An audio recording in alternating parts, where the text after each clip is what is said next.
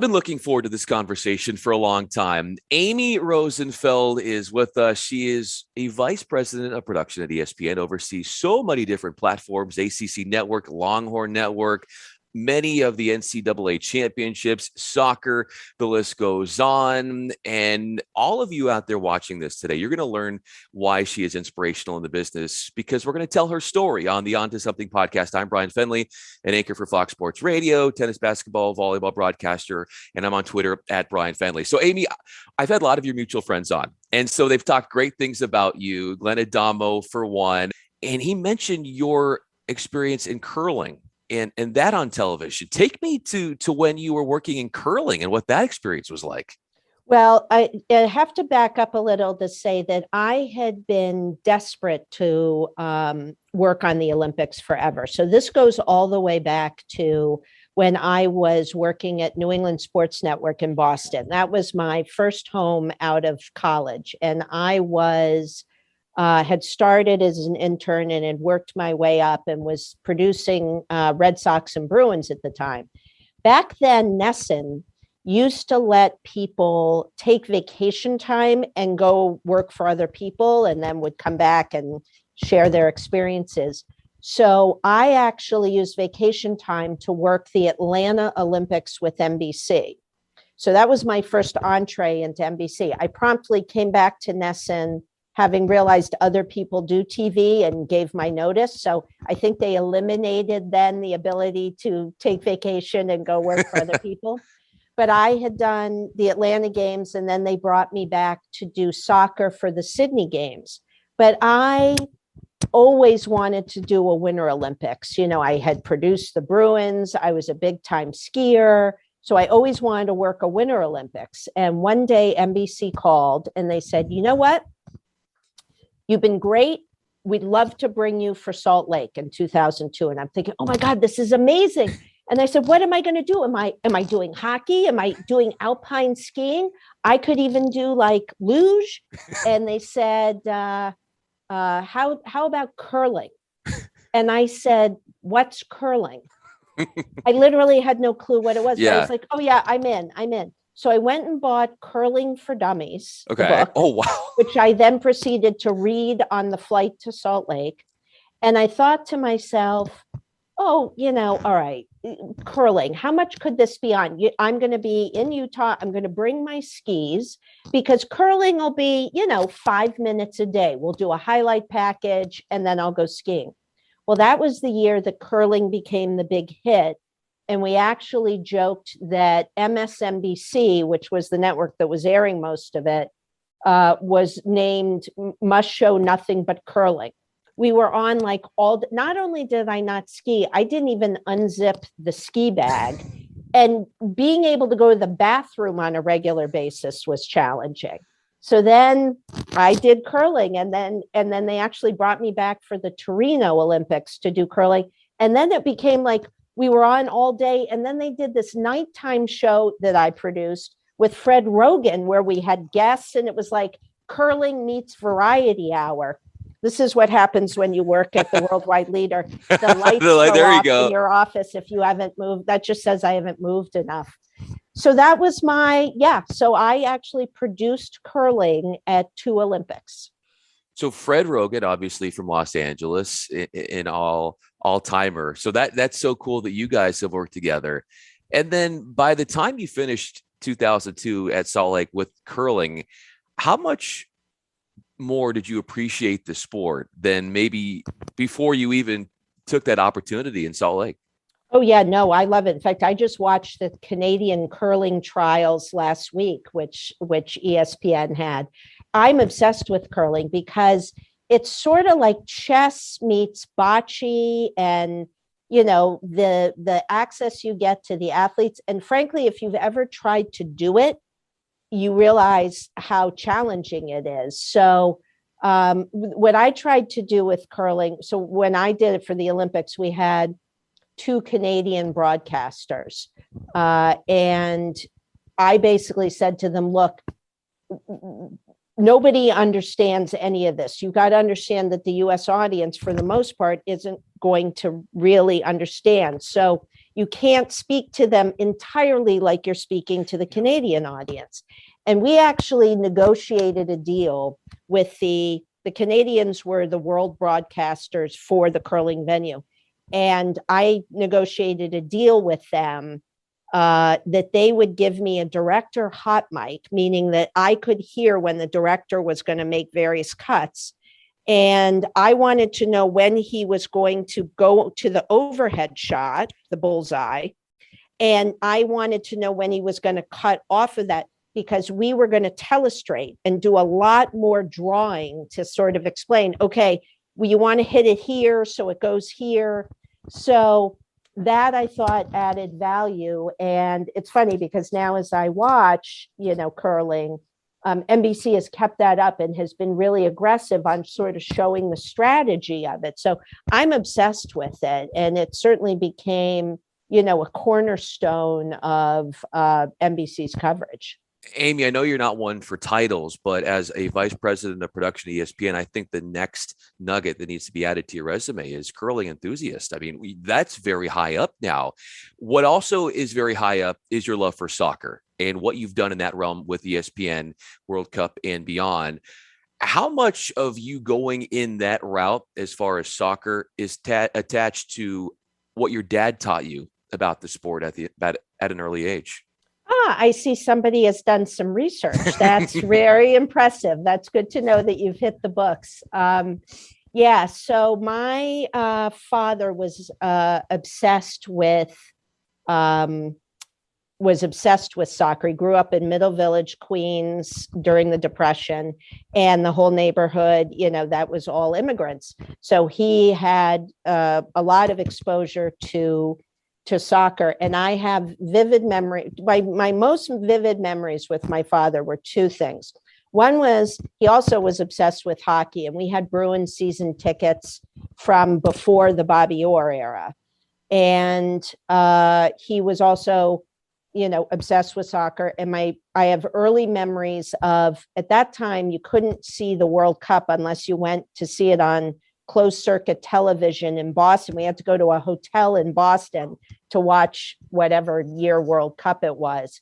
So my father was a financial guy, and he was obsessed with me going to business school. I'm the youngest of four, and my other three siblings all went to business school and worked on Wall Street. So he was constantly, when are you going to get a real job?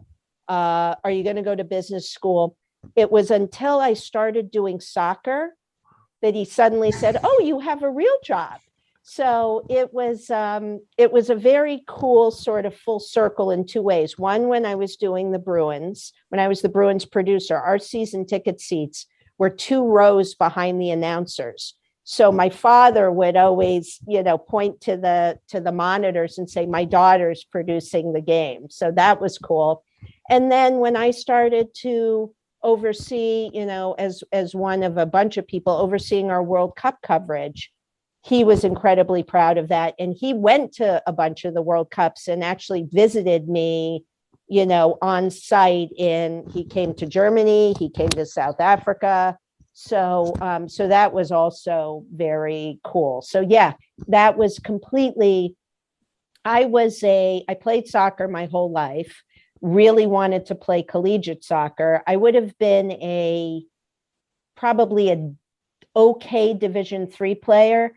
And the school I went to, Colorado College, went Division I for women's soccer my freshman year. So I tried out and made it through the first round of cuts, which I thought was impressive. And that was the end of my soccer career. So I decided to then transfer that to making it my professional career. Let's go to South Africa. 2010, your dad was there with you, and the awards that your company and ESPN won from covering that and putting that on was incredible. And watching that, to see the great work you did, and then to have your dad with you, how did that resonate with you? Well, it was really amazing, but you have to if you knew my father, you would understand that praise, it was, if your report card were consisted of 3 A's and an A minus, he was like, what happened with this A minus? So I think the biggest thing was that forever my parents would say, tell us again what a producer does. And I would explain it. And then they would know for like, a few days. And then they would say again, tell us again what a producer does.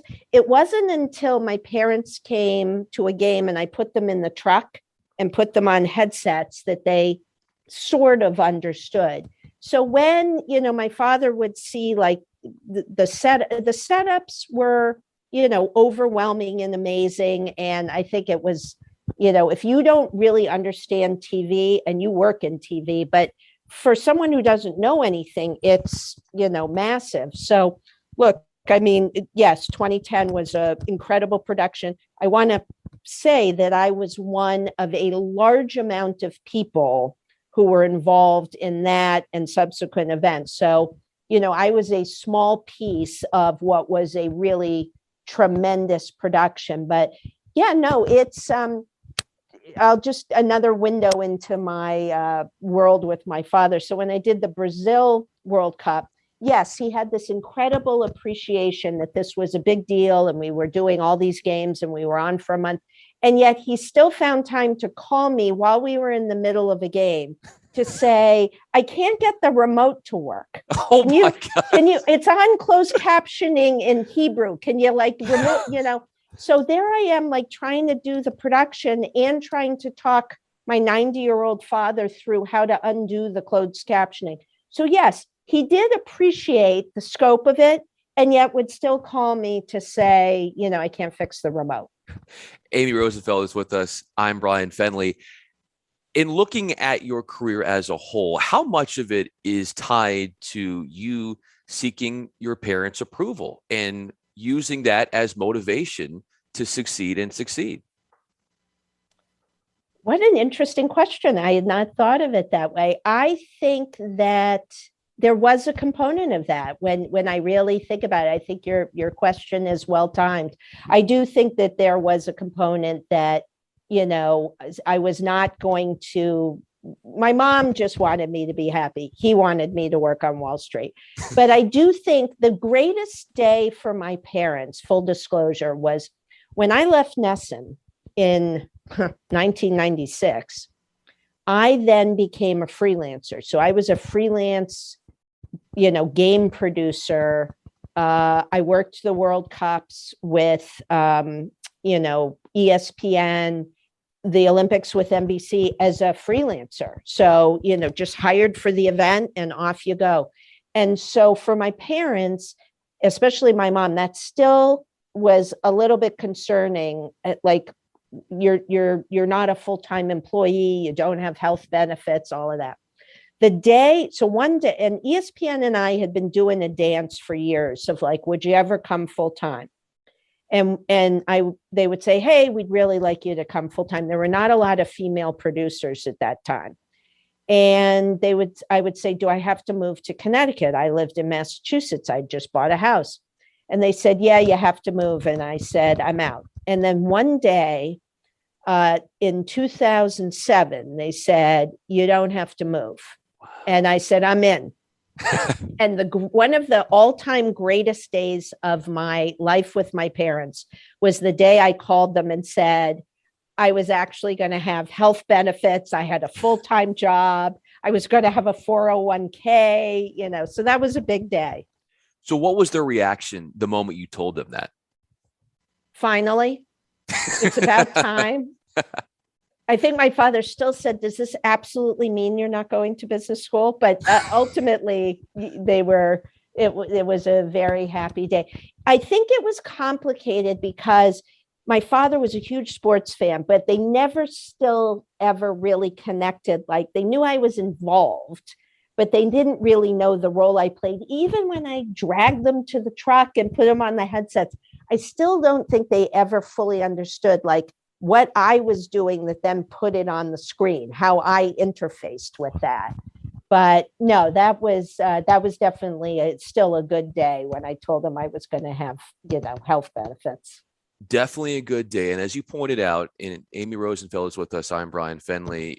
when you took on that role, and certainly when you were working freelance in the Olympics and with NBC and NESN, you were one of a few females that were holding roles like that as a producer. How much pride do you take in opening that opportunity up for others just by what you did in paving a trail, opening up opportunities subsequently for others? Yeah, well, listen, I think a big part of it was a fact that people did the handoff for me.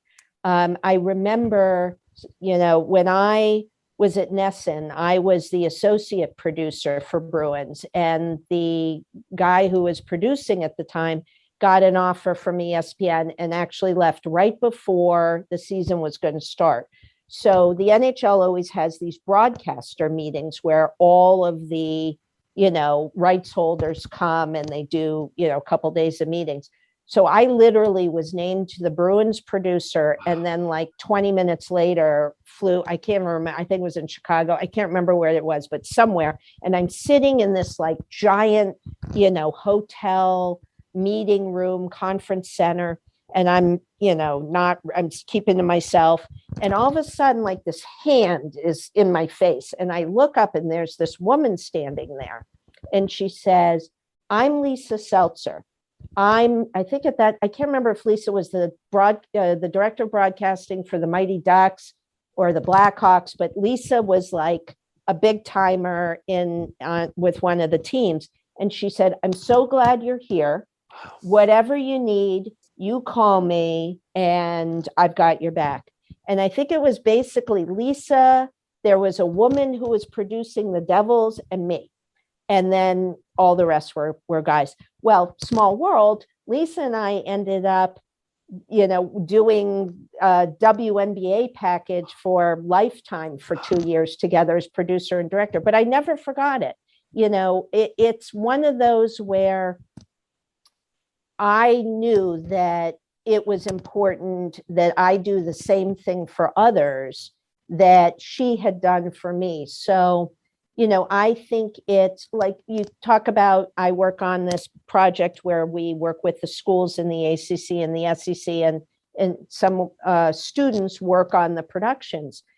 I have found it's very important still to show up at those events so that they see we've made progress, but still not enough progress. And when we launched ACC Network, for example, there was a big thing that it was all women. It was all the lead roles were filled by women, and that was a big story. And I kept saying, it'll be a great day when that's not a story anymore. Yeah.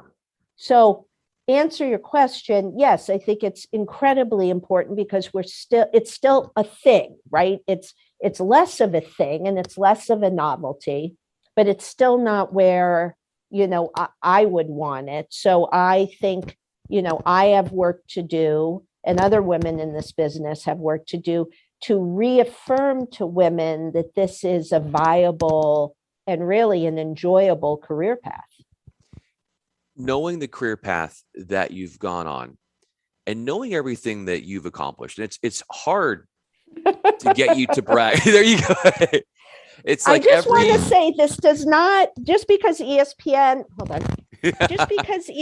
is spending a lot of money on rights fees right now does not mean we're not paying our electric bill. That is solely a factor that the motion detector apparently needs a little more fine tuning.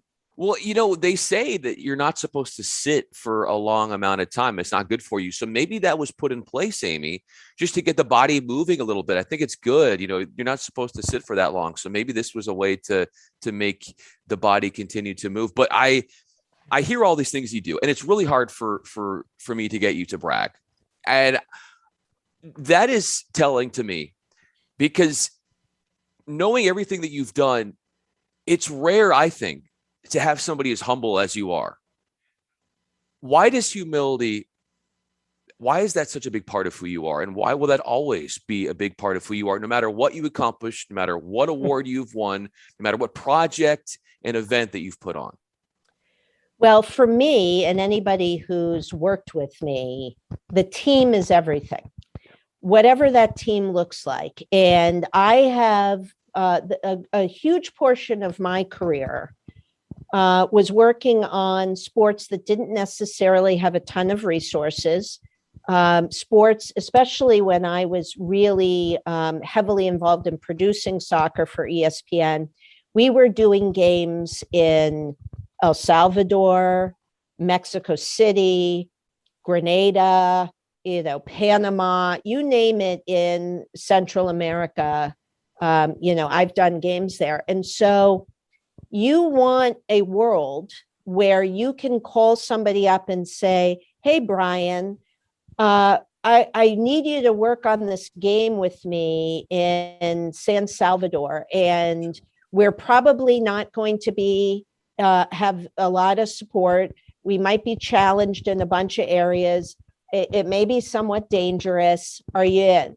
And when they say without blinking, I'm in, you've achieved something. So I have just really found that my career and the successes I have had are much less about me and much more about maybe the ability I have to assemble a team around me.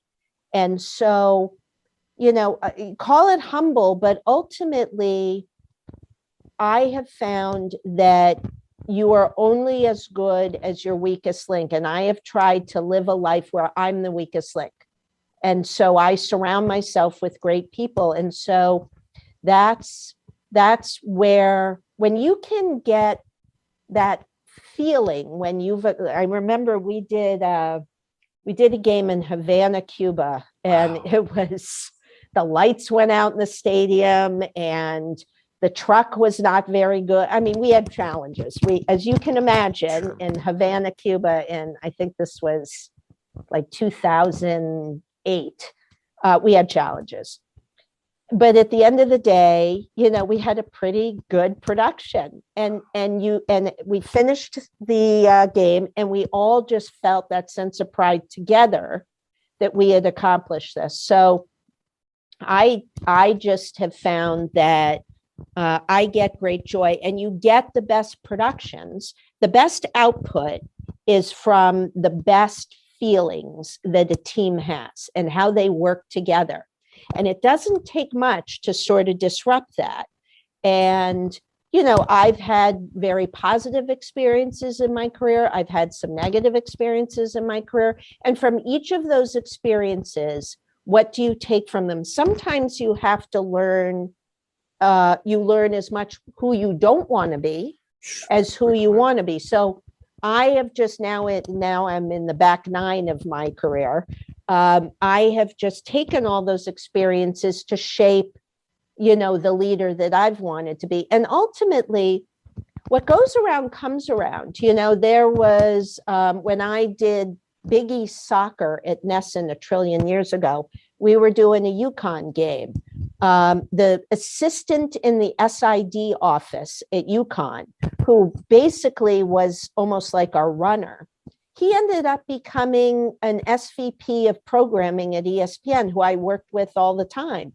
So thank God I was nice to him, right? So I guess the moral of the story is, it's a small world. You never know. Look, you would want everyone just to be nice and civil to each other regardless, but you never know what's going to come around. So what I take pride in with my career is that I think for the most part, people would say that I'm the same person that I was when I was an intern at Nesson as I am today. That to me would be the win, and I will take the most pride in my career.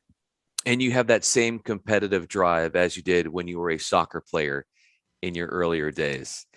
Amy Rosenfeld, this has been so much fun. I've really enjoyed this conversation, and I feel like we could continue to talk, but I know you've got a lot of important things to do. So I wanted to thank you for doing this. I'm Bryan Fenley, and I'm on Twitter at Bryan Fenley. Amy, I really appreciate you opening up about your story, what you've gone through, and your humility, and the team player that you are, your selfless attitude. All of these things complement who you are and make you such a shining star in the business. Really appreciate your time, Amy. Thanks, Bryan. It was a pleasure. Appreciate you.